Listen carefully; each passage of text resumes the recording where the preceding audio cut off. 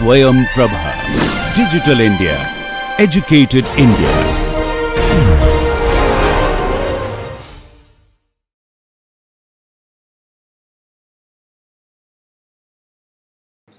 Until 1930s, people thought that each and every hydrological processes are individual. That is why several different models on individual processes has happened up to 1930s. In 1930s and 31, when subject of hydrograph evolved, the relationship between rainfall and runoff, then all hydrologists thought that there is a relationship between one process to another process. Not only that, they considered this hydrological system as a hydrological system. System means what? System is a body which consists of so many sub-components, and each component is working for a goal. But altogether, all components are working for a common goal, that is the major objectives. For example, for a doctor, our body is a system. For a mechanical engineer, a car is a system. If you say to the doctor, for us, body is one, but for a doctor, it is made up of so many sub-components like nervous system, cardiological system, neuron system, reproduction system, urinary tract systems, right? Bone system, tissue system, skin system, ophthalmological system. So they have different components, and each component has their own objective vision. But altogether they are living for a common goal. Like in the car, mechanical engineering, right? You have that wiring system, you have braking system, you have safety guard system, you have that crank system, engine system, so many subsystems. Everyone has to work for their goal properly. Then only the common goal of moving of the car will be done. Like that in hydrology also, the processes which I have listed down, precipitation, runoff, infiltration, evaporation, evapotranspiration, groundwater, abstract stream flow, they all looks like individual components, but they are all part of a system called as hydrological cycle. That is why this each process is called as hydrological processes. So we will be seeing this each processes in detail, at least precipitation and runoff, which is the major input is rainfall and major output is runoff for our surface water hydrological system, right? And this is how the global water is moving on the earth, right? So all the units, this is an average units, average volume of water, right? I have divided this into two systems. The right side is on land and this is on ocean. You see here on land throughout the world at an average of only 800 of rainfall falls down, whereas throughout the world 1270 of rain falls on the ocean. It's a short circuit. It evaporates from the ocean and then falls there itself.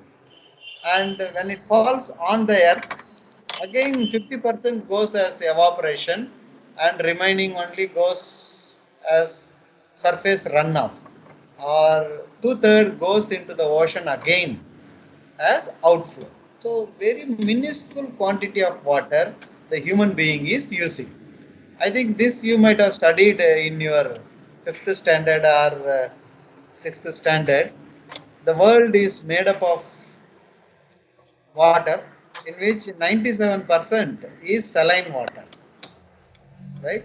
And remaining 2.5% saline, 97 point something.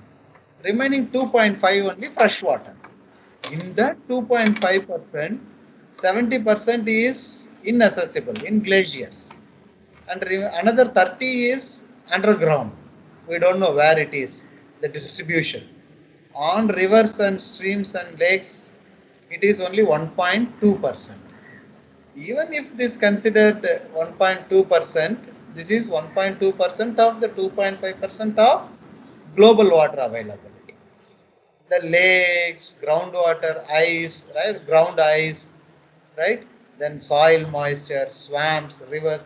Rivers have only very minuscule 0.49% of this 1.2 of 2.5.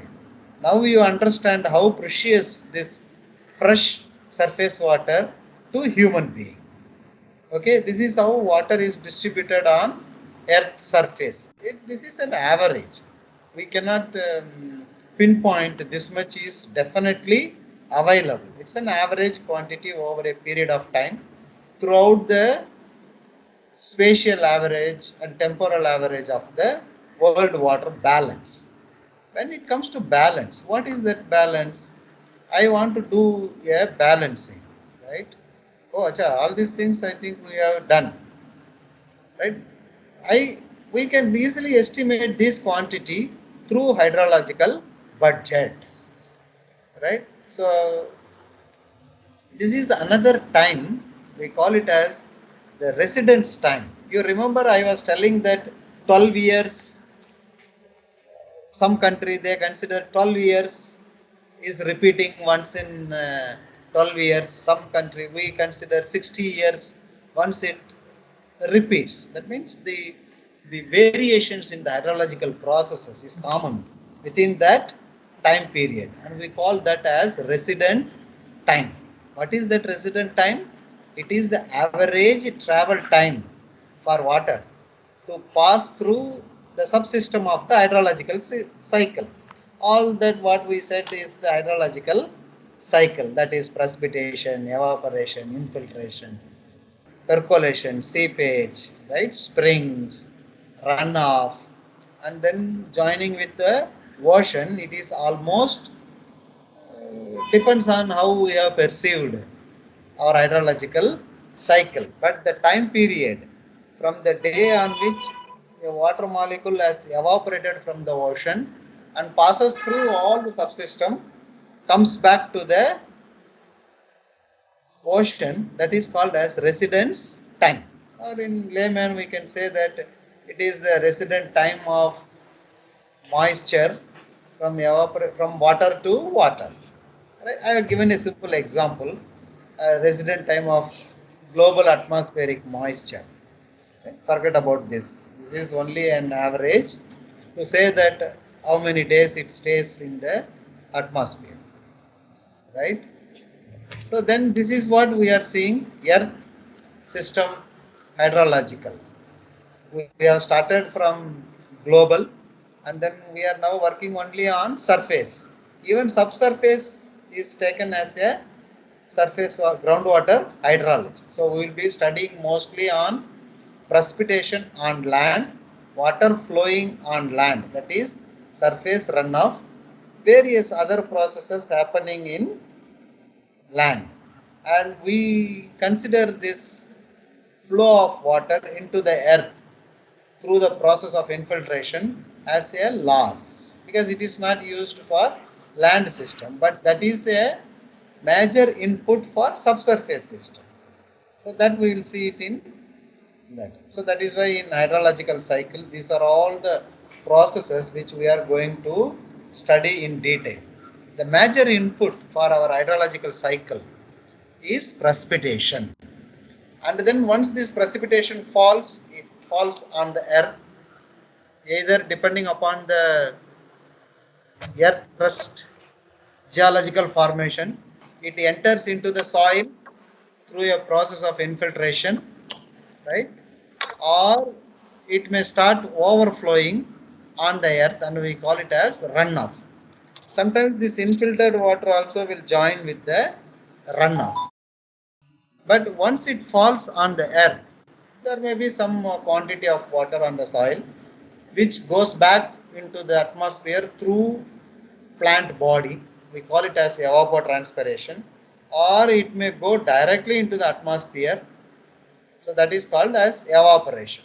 So in this process, the water moves from one matter to another matter. Like what I want to say, last class I saw, because water is available in all the three states, right? Liquid state, gaseous state, and a solid state. So that water can move from either liquid ice to gas directly, or gas to solid directly, or it may go via gas, liquid, and solid, or solid, liquid, gas. So various combinations. So and there are three items. What are all the three number of combinations? It is factorial 3, right? 1 into 2 into 3. So that means you have 6 different combinations. That is what it is. So water can move from gaseous state to solid state, that is deposition, or gas to liquid, condensation. So the gas to liquid is what we call it as rainfall. That means each one is one process, right? We will see that one by one, right? But we have seen in our global hydrological model that precipitation on ocean itself is almost 1270 mm over the region, which is almost more than two-thirds of the evaporated quantity. And that is one part of our hydrological short cycle. And the another difficulty in understanding this hydrological cycle is it is very difficult to understand the time of occurrence of each process and their intensity and frequency. We will see the what is the definition of this intensity and frequency. I think the good example I can give is everybody knows rainfall. See, we can predict even sometime time of occurrence of rainfall, but duration is very difficult to predict. Even if you are able to predict the duration of rainfall, what will be the expected intensity? That means depth of water per time. How much it will fall? We don't know. Once we don't know how much it falls, we cannot say frequency, how frequently this quantity of rainfall will come back again. So in our subject hydrology, we try to educate ourselves to identify these unknown processes. Okay, so all these things are to do an hydrological model study. What is hydrological model? I try to understand the concept of each process, each hydrological processes, either empirically or rationally or through some analytical model or through some physical model or some mathematical model. I try to understand this model, this process. Why I have to understand this process? I want to study its behavior. Once I am able to understand its behavior, I can predict what will happen in future for this process.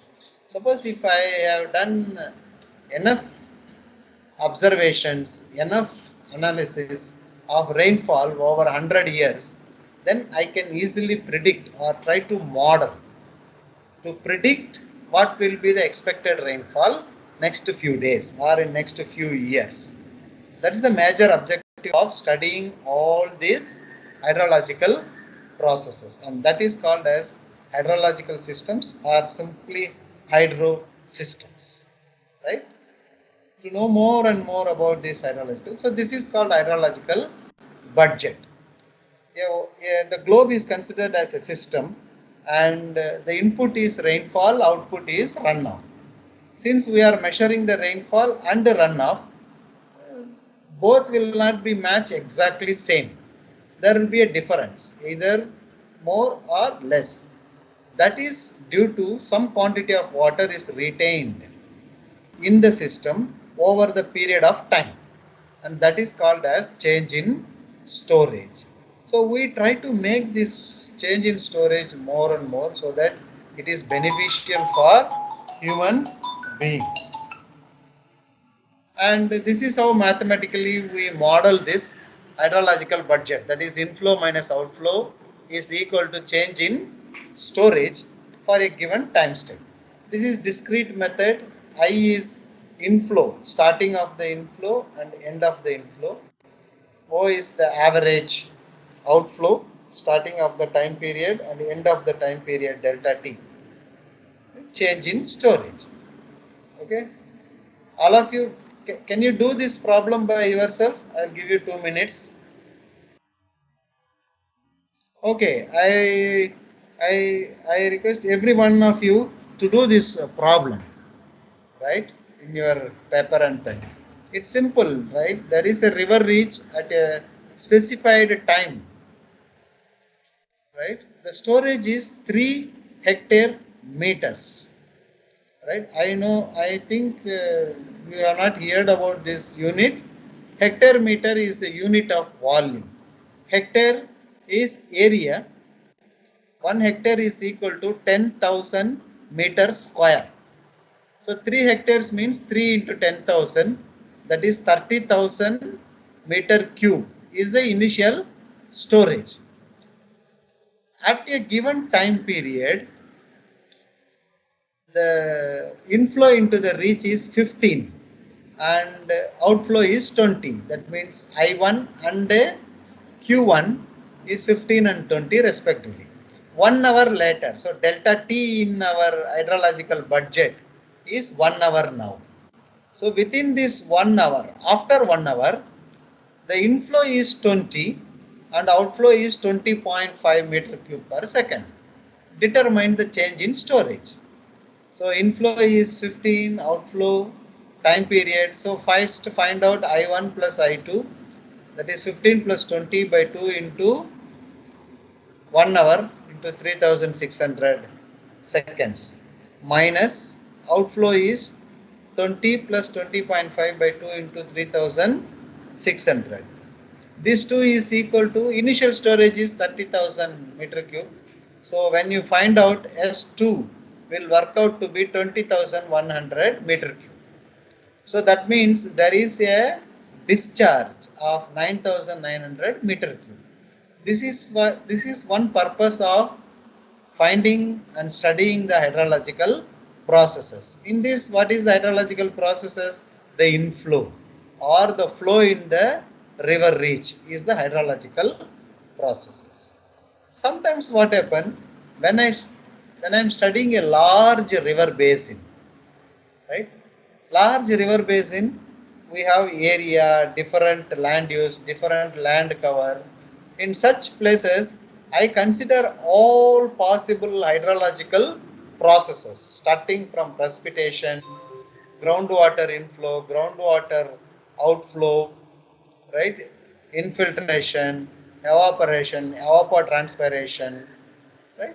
And then the difference between input and output is the change in storage. The more and more I understand a process, more and more will be the accurate of the result or the change in storage in the river basin. But in our surface hydrology, almost in all hydrological study, they consider that groundwater outflow is equal to groundwater inflow, right? That is why people say that you don't extract more and more groundwater. Try to extract only how much water is being recharged. Okay, so that is called as a perfect water budget, right? So this is a simple water budget in India. I told that the average rainfall in our country varies between, see, this number is varying every 30 years once. Normal rainfall is estimated based on the past 30 years rainfall. So initially it was 1054 mm, 1100 mm, approximately 1100 is average rainfall over our country, because as I said, the variation is from 11,000 mm to 224, right? And if you consider the geographical area, 3.28 into 10 power 6 kilometers square, approximately 3,916 kilometer cube. That's what I told. Approximately 4,000 kilometer cube of water falls on this earth. Out of this, 700 kilometer cube is lost in the atmosphere. That means before it falls on the earth, it evaporates back, right? 2,150 kilometer cube is soaked into the ground or infiltrated into the ground. But don't get a misunderstanding that once it enters into the earth, it will reach groundwater. No. All these 2150 kilometer cube will not join the groundwater because once it enters the surface soil, more than 90% is retained as the soil moisture. Okay. So very small quantity will go and join with this groundwater. The soil moisture, what you have seen, the wet ground after the rainfall, will eventually will become dry. Where it goes, it evaporates back to the atmosphere. So the balance 1150 kilometer cube becomes the direct surface runoff in the streams. And in that also 60% goes into the ocean and remaining few kilometer cubes is available on our direct use. I think it is around 60 kilometer cube is the fresh volume of water available in India for human use. So we have to make all our expenditure within this. And this is a sample created to make you to understand what is a watershed, right, or a catchment area. Catchment area is a natural hydrological boundary which has a hydrological boundary which divides the flow of water from one direction to another direction. When a water falls in a particular area, joins together and comes out of a single outlet. Right? For example, M is the single outlet for this all the area of this river A. So this basin, this boundary is called as catchment area or drainage basin or watershed or a river. Sometimes the watershed has a different name. Some books they say that when there is no any other major tributary, then only we can call that as a watershed. Whatever it is, watershed is a single hydrological unit which has a single outlet. Okay, so this is a sample figure for hydrological budget. So many people I saw my student after finishing this, they when they go for higher studies or when they go for a mountain trekking, right? So then they take a photograph at the standing at this edge and they send that photo to me and saying that, sir, when you took this hydrological boundary or hydrological ridge or divide, we never realized it, but now I am seeing the water rain which falls on my left side goes to one river and water which falls on right side goes to another river. And still in our country there are certain state which plant a stone, right, writing down that this is the hydrological boundary of river Kaveri, hydrological boundary of Tunga, hydrological boundary of Krishna, right? If you have time, you please search through your Google and see how they have written, right? And I said this hydrological budget. Hydrological budget means always there should be some space and time limit. For example, financial budget, right? We can do financial budget for my individual person or to my family, or we can do for village, district, state, central, and go. Similarly, in hydrological processes, all these hydrological budget can be carried out with two scales. The scales are spatial scale and temporal scale. That means I can carry out the hydrological budget for a small single site location, or I can carry out for a small watershed, or I can carry out for a sub basin, or I can carry out for the entire river basin, or I can carry out for the entire country. that is spatial scale. The same spaces I can carry out the change in storage for an hour or for 1 week or 1 day, 1 week, 10 day, monthly, seasonal and annual. But people always think that this time scale is arbitrary. No, the space and time scales are not arbitrary. It depends upon the objective. Suppose if I am a chief engineer for a particular sub basin, then I am more interested to know what happens in my hydrological budget in my sub basin.